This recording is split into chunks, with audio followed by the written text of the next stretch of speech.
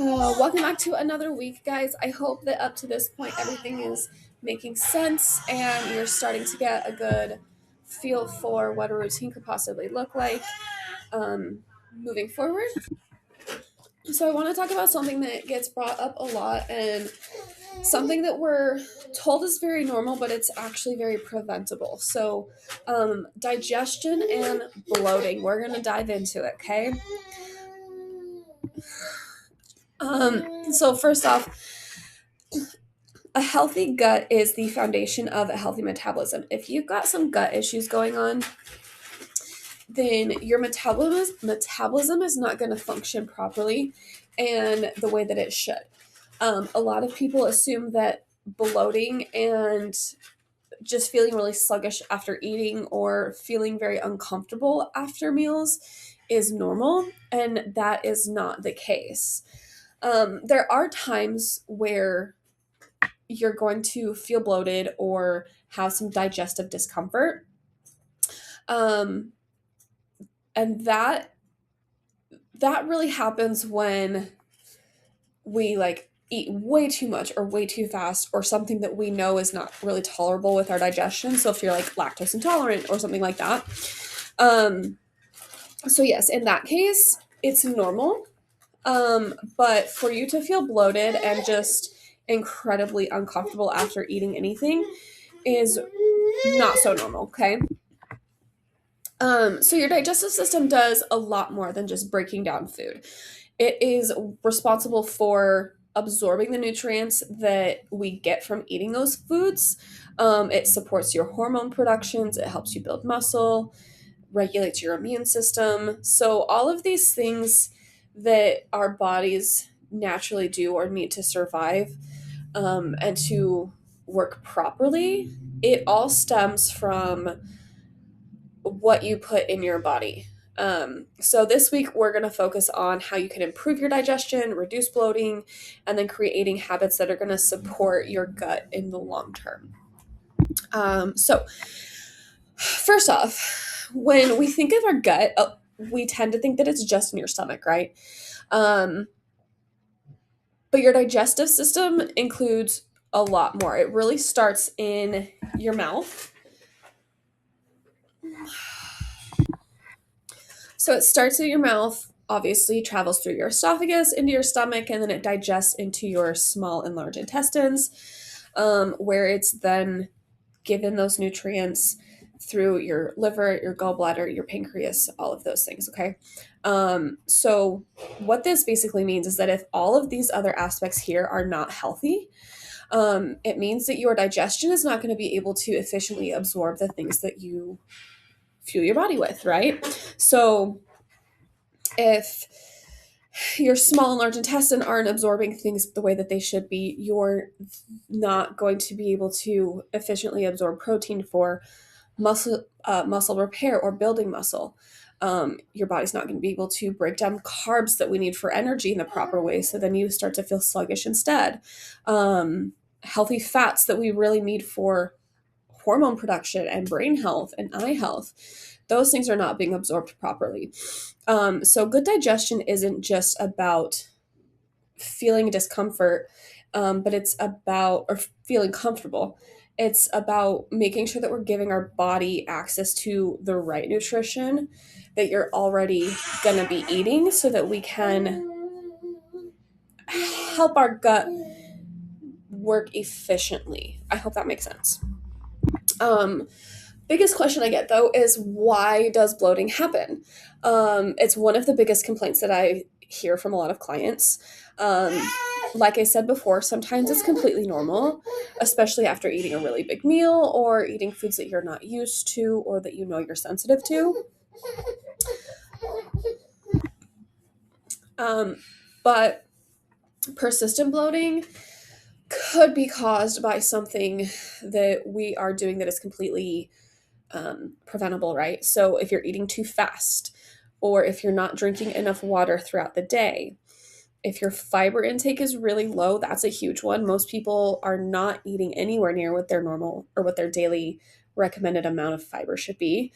If you suddenly eat a lot of fiber compared to normal, if you eat a lot of sodium in a meal, if you're really stressed, food intolerances and sensitivities, or if you're constipated. So all of these things here can cause bloating. Okay. Bloating is, yes, a natural part of the digestion process, but it's only normal to a point. So it doesn't automatically mean that you've gained fat. Oftentimes, it's just very temporary fluid retention, excess gas. You ate something that's just digesting slower. So it's really important that you start to learn and recognize how your body feels after eating certain foods or certain times of the day. This can really make a difference in helping you avoid that unnecessary frustration um, moving forward in your nutrition plan, your protocol, whatever it is. Okay.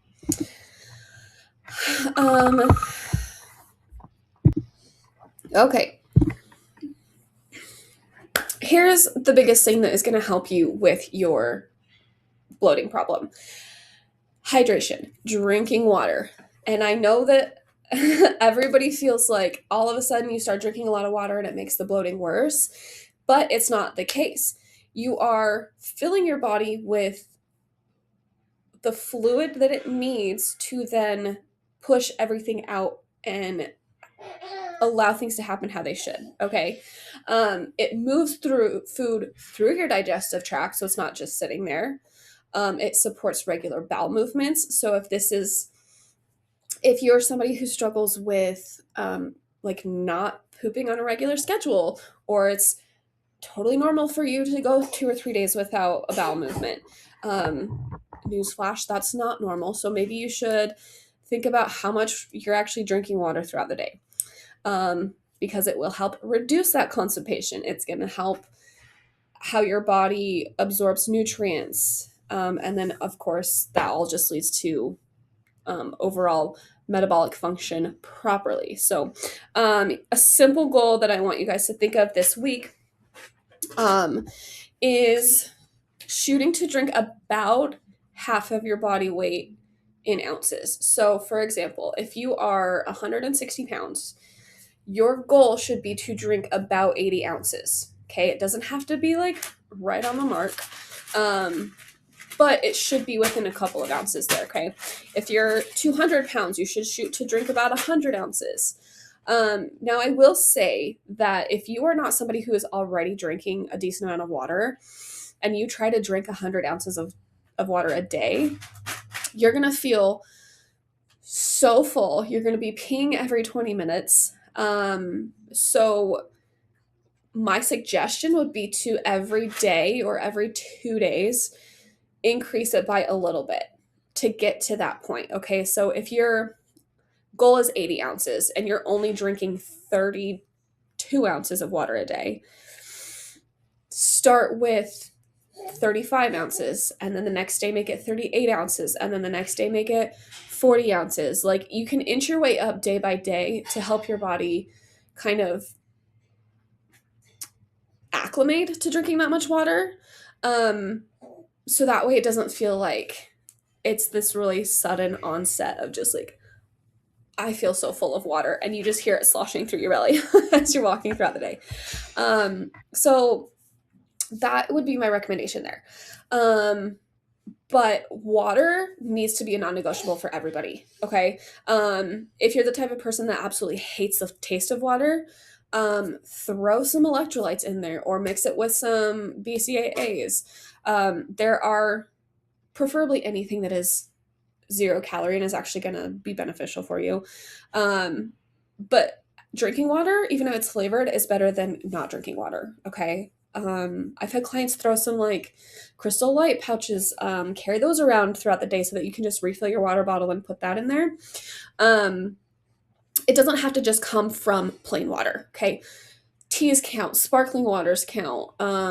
Foods that are high in water, so like cucumbers and things like that, also add to your water intake.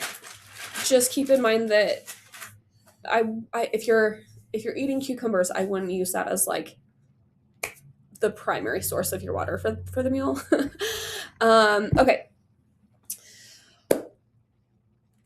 I want you guys to think about slowing down and letting your body digest food. Okay? Digestion begins before the food even reaches your mouth, right? So when we see the food, when we smell it, and then we start to chew it and we enjoy it, our body starts preparing these enzymes that help break it down. So that's kind of why you start to, like, when you smell something that you really love, you start to salivate, or you can taste it, or you're like, oh my God, that smells so good. Like, your body is preparing for you to eat that, right? So it starts to produce these digestive enzymes that are going to help break it down.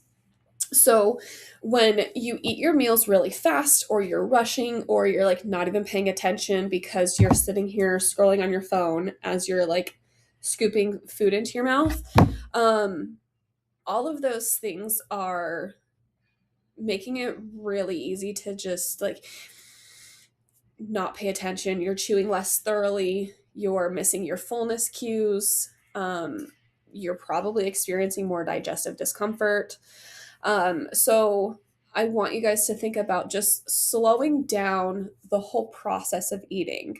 Instead of eating on the go or eating in your car, try to take even just 5 or 10 minutes to sit down and enjoy your food, really taste it, really pay attention to your hunger cues, things like that. Okay.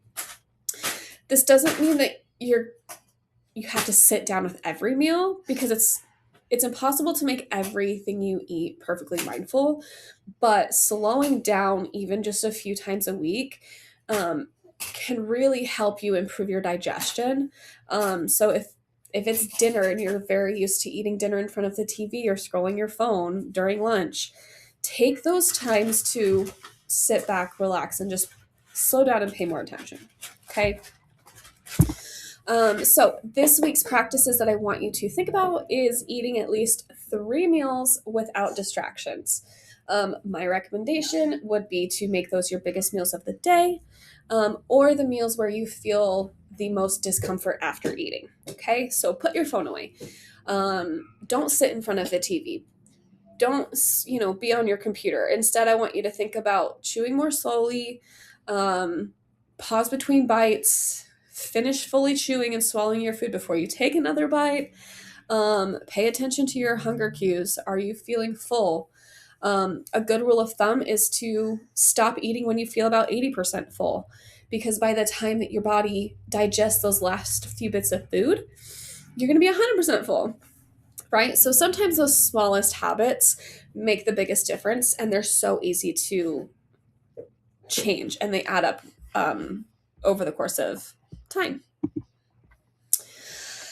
Okay, I want to talk about some foods that are going to help support your gut health now. Okay, I keep in mind there's not a single food on this planet that can heal your gut overnight. So you can hopefully stop falling for all of these. Stop falling for all of these supplements that are going to, trying to sell you on the fact that it'll de-bloat you overnight and blah, blah, blah. What we're going to do instead is we're going to focus on consistently eating foods that are going to nourish your digestive system. Okay, so you can start eating things like fermented foods, kefir, yogurt, sauerkraut, kimchi, all of those things that are like known to be a very probiotic. They naturally contain these bacteria, these probiotic bacteria that help support your gut naturally. Fiber-rich foods are a huge one. They support your regular digestion, and it helps keep things on a regular schedule. So vegetables, like anything that's green, really, broccoli, salads, things like that, fruits, whole grains, beans, lentils, black beans. Easiest way to get fiber and protein: throw it in a salad, throw it in your rice. Anti-inflammatory foods, so things like ginger, blueberries, olive oil, avocados, so on. Okay. Your digestive system and your metabolism, they work together. So when you think about digestion, if it's functioning well, then your body is going to be able to better absorb those nutrients. You're going to have more steady energy levels. Recovery from workouts is going to be better. Everything is going to just feel so much better, improved, all of that. If your digestion is poor, it doesn't necessarily shut down your metabolism, but it can make it harder for you to feel good, because things aren't working the way that they should be. So basically, the big takeaway that I want you guys to think when it comes to bloating and digestion is that your digestive system as a whole isn't only responsible for breaking down food, but it is responsible for providing your body with those nutrients that fuel your workouts and fuel your recovery, your long-term energy, your long-term health, all of those things. So if we can focus on creating these smaller habits like drinking water, slowing down when you eat, making sure that you're eating those gut-friendly foods that are high in fiber and things like that, it's gonna make a really meaningful difference over time. Okay, and you could notice this in as short as a few days. So just remember that the goal isn't perfection. The goal is to create an environment and habits with your food choices that are going to allow your body to function at its best, right? So again, this week I want you to focus on your water goal, which is drinking approximately half of what your body weight is in ounces, or setting yourself up a plan to get up to that point. Start including more gut-friendly foods, fruits, vegetables, fibers, things like that. And then try to eat 3 meals this week without distractions. Okay? If you guys have any questions about it, please message me, message your coach, whoever you're working with. And I will see you guys at the next one.